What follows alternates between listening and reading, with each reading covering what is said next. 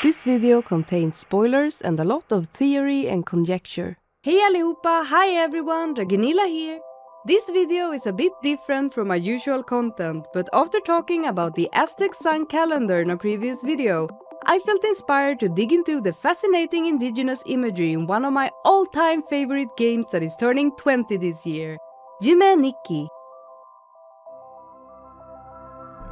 Yume Nikki is a beloved game that many people have discussed, especially in terms of interpreting its abstract themes and hidden meanings. But surprisingly, very few videos explore the obvious connections to ancient symbols and culture presented in the game's visuals and overall experience.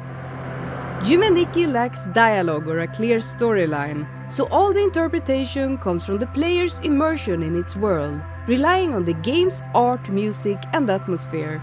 Because of this, it feels natural to focus on the visual and cultural elements that make up this dreamscape, which has captivated players worldwide and inspired an entire genre of games focused on exploration and interpretation, rather than combat or linear narratives. Before we dive into the specific cultural references, it's important to recognize the context in which Yume Nikki was created. In the 1990s and early 2000s, the New Age revival culture was still prevalent, with a resurgence of interest in ancient mysteries like the Moai statues of Easter Island, the Nazca Lines, and other unsolved puzzles. Mysteries of the ancient world.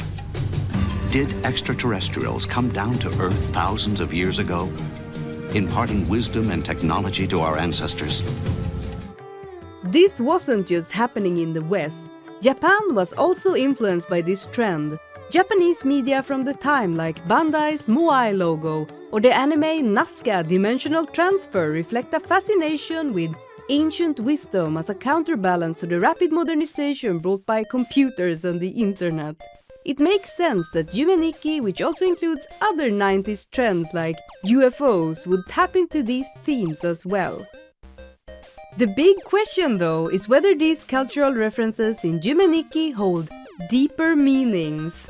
Given that Kikiyama, the game's anonymous creator, has remained an enigma, we can't know for sure. It's possible that these symbols were chosen simply to evoke a sense of mystery and surreal vastness of dreams. That said, they offer us plenty to speculate about.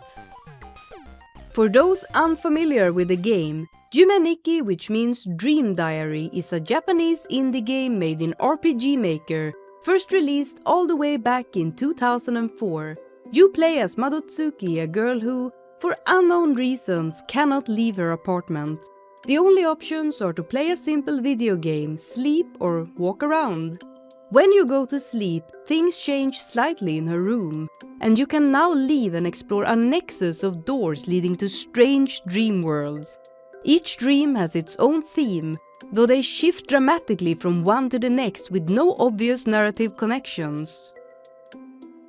The gameplay mainly revolves around wandering these eerie, empty spaces and collecting 24 effects, which alter Madotsuki's appearance or abilities.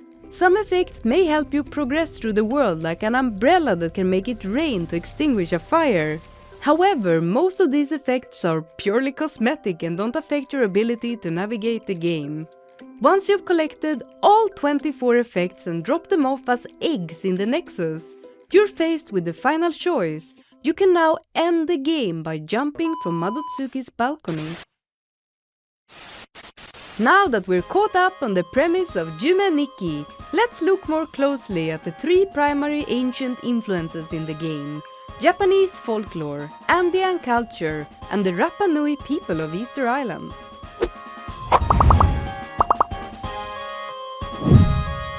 Japanese influence. The Japanese influence in Yume Nikki is unmistakable. Not only is the game Japanese, but many of its effects reference figures from Japanese folklore. Japanese culture, particularly its folklore, is a unique blend of many sources. Early on, significant influences came from China and Korea, which contributed to Japan's writing system, religious beliefs, and artistic traditions. Before the 1500s, these mainland Asian cultural connections were the primary external influences, but this later expanded with the introduction of Western elements. Moreover, Japan's folklore and cultural identity are shaped by the diverse groups that have historically populated the region. This includes the Ainu, an indigenous group from Hokkaido and the northern islands who have their own myths and traditions. The Ryukyuan people native to Okinawa and the southern islands also contribute a distinct folklore and spiritual belief system. Together, these diverse influences have created a rich blend of myth and tradition, giving Japanese folklore its unique depth and complexity, which games like Yume Nikki subtly yet powerfully bring to life. Jigoku, Buddhist Hell. One particularly relevant concept is Jigoku or Buddhist Hell. In Buddhist tradition, Jigoku is divided into several layers, each representing different types of suffering that souls endure as punishment for bad karma. Unlike a permanent hell, Jigoku is a purgatory where souls can eventually be released after they've atoned for their sins. You can see this reflected in Yume Nikki through recurring themes of torment and wandering, which are central to the game's dream worlds. Some visual nods include a bubbling bloodbath, a desolate snow world, and encounters with Oni, demons, all reminiscent of the suffering souls in Jigoku. Yuki-onna, the Snow Woman. In the game's Snow World, you can encounter Yuki-onna, one of the most famous figures in Japanese folklore. The Yuki-onna is a ghostly woman who appears during snowstorms, often luring lost travelers to their deaths with her beauty. In some versions of the tale, she is merciful, but in others she is deadly, freezing her victims with her icy breath. In Yume Nikki, the Yuki-onna effect allows Madotsuki to summon a snowstorm, an ability that mirrors the supernatural control over cold associated with this figure. Tenome, Eyes on Hands. Another folklore figure in Yume Nikki is Tenome, a creature with eyes on its hands.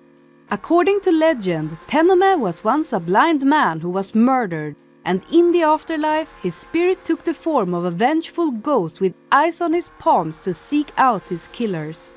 In the game, the eye palm effect mirrors this unsettling yokai. Noppera-Bo, Faceless Ghost. Noppera-Bo, the Faceless Ghost, is another figure from Japanese folklore present in Yume Nikki. This yokai looks like a normal person, but when approached, their face becomes completely smooth and featureless. Though harmless, Noppera-Bo are deeply unsettling because of their inhuman appearance.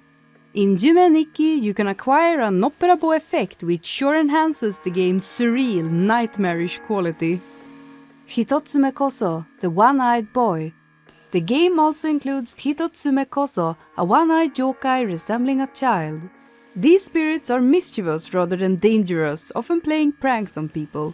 In Yume Nikki, there are multiple one-eyed characters that evoke this figure. Toriningen, the Bird People. The Toriningen or Bird People of Yume Nikki appear as unsettling humanoid characters with bird-like faces and strange behaviors. A modern twist inspired by the Tengu of Japanese folklore.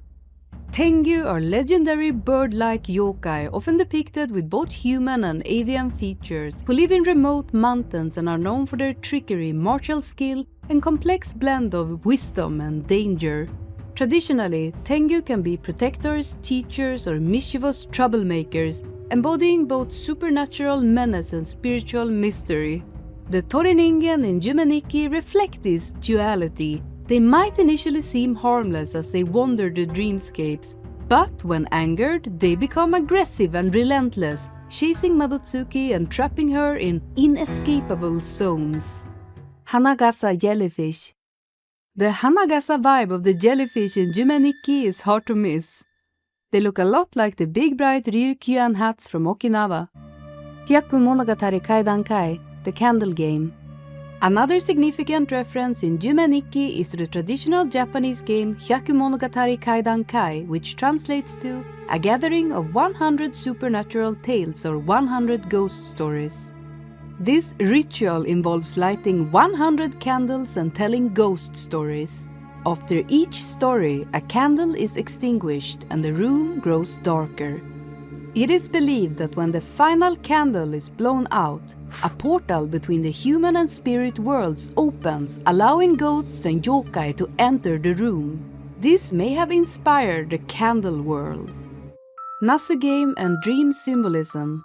There is also a subtle but interesting connection between the minigame Nasu, meaning eggplant, in Madotsuki's room, and traditional Japanese beliefs about dreams. The character in Nasu resembles a tapir, an animal that shares its kanji with Baku, a creature from Japanese folklore that is said to devour nightmares. The figure in Nasu has a soft trunk-like snout, like said Baku. Eggplants have a special significance in Japanese dream folklore. The first dream of the new year, known as Hatsuyume, is considered important for predicting good fortune. There is an old saying, Ichi Fuji, ni taka, san nasubi, meaning first month Fuji, second hawk, third eggplant.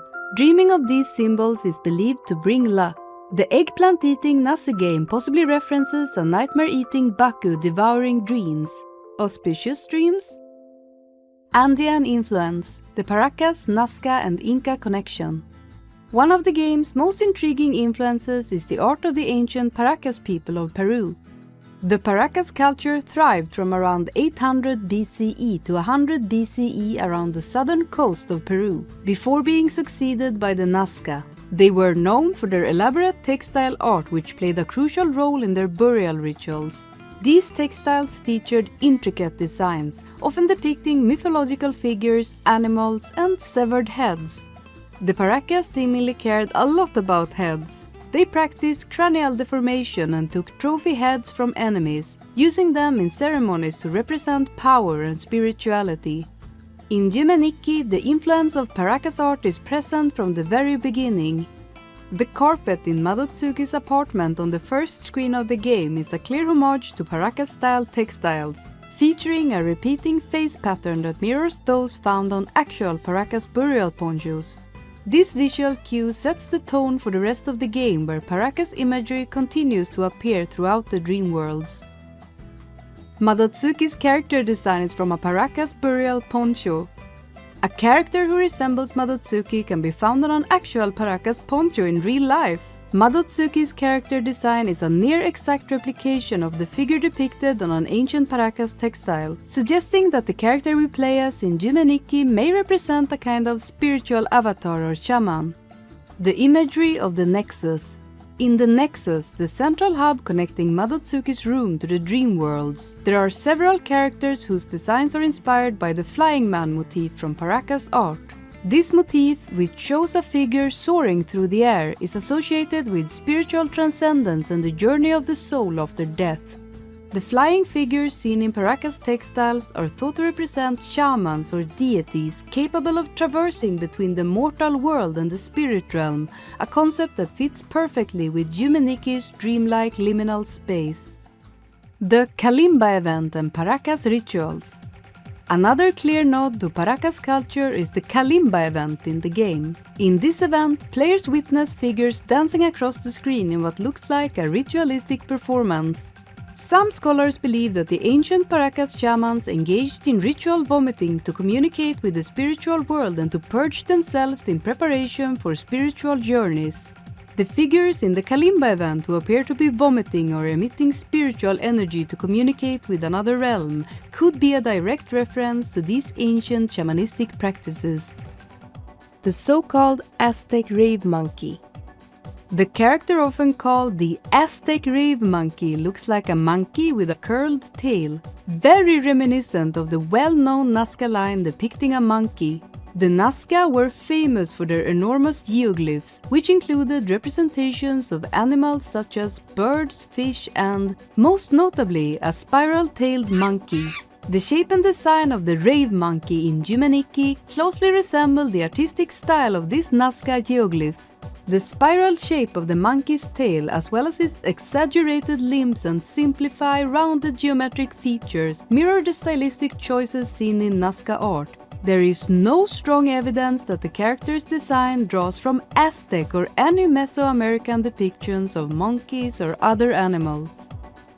A curious side note, the particular way the Nazca monkey's hands and feet are depicted pops up in other game art as well. The severed head effect. The severed head effect has intriguing parallels with the ancient practices and iconography of the Paracas and Nazca cultures of pre-Columbian Peru. Both Paracas and Nazca civilizations held strong spiritual beliefs around death and the afterlife, often expressed through the ritual of severed heads or trophy heads, which were seen as powerful symbols.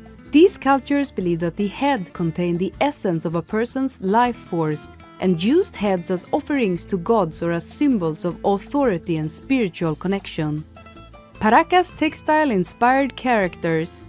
The game's shield folk found in the shield folk world, and the bird-like, shield-like and monkey-like creatures which are found in the neon world are all clearly inspired by Paracas figures. This also goes for the background of the earlier mentioned Nexus, the candle world, the graffiti world, the forest world, and the murals of the mural world, and more. The influence of Andean architecture, step pyramids and cubic structures. In several areas of the game, especially in the wilderness and block worlds, players encounter smooth, squared structures that closely resemble the architecture of ancient Andean civilizations, such as the ruins at Pumapunku and Tiwanaku. These sites, located in the Andean highlands, feature precisely cut stone blocks that fit together without mortar, creating a clean, almost futuristic appearance. The game's design pays tribute to the sophistication of these ancient builders, while also adding to the otherworldly feel of the environments. Cat transformation and worship in Paracas culture. Madotsuki's ability to transform into a cat hints at an often overlooked aspect of Paracas' spiritual life, their connection to felines. In the Paracas and later Nazca cultures, cats held a significant symbolic role, often linked to shamanistic practices and transformations. Cats were considered mystical creatures, sometimes associated with protective spirits, and were revered for their agility, stealth, and otherworldly presence. Artifacts from the Paracas era, including textiles, pottery, and even small sculptures, frequently depict feline figures or shamans with feline traits, indicating a cultural reverence for these animals. Rapa Nui, Easter Island influence. The final major influence comes from the Rapa Nui people of Easter Island. Isolated in the southeastern Pacific, thousands of miles from the coast of Chile, Easter Island is one of the most remote inhabited places on Earth. The Rapa Nui are famous for their Moai head statues, which were carved between the 13th and 16th centuries. The Moai represented deified ancestors and were placed on platforms called ahu, which served as ceremonial sites and burial grounds. The Moai originally had insert eyes made from coral and obsidian or red scoria. These eyes symbolized the statue's activation of spiritual power or mana, allowing them to watch over the island's inhabitants.